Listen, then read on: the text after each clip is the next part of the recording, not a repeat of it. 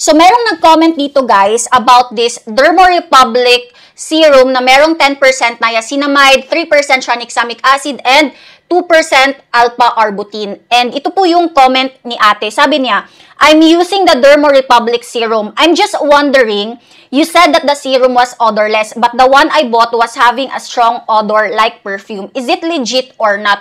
For me guys, peke yung nabili niya kasi ilang beses na po akong nag-repurchase ng serum na to.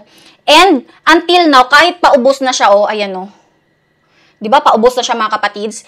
Hindi po talaga nag-degrade or nag-iba ang kanyang amoy.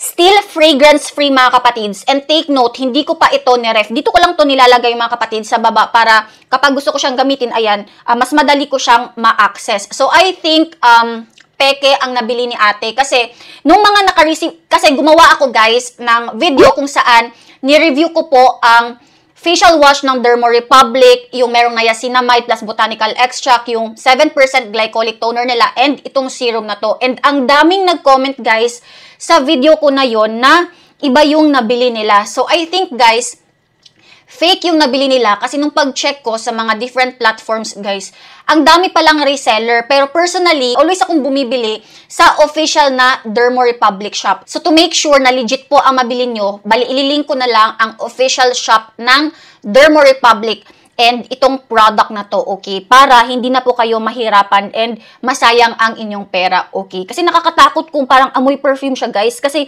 ilang bottles nang naubos ko ito, mga kapatids. As in, fragrance-free talaga siya, okay? So, yun lang.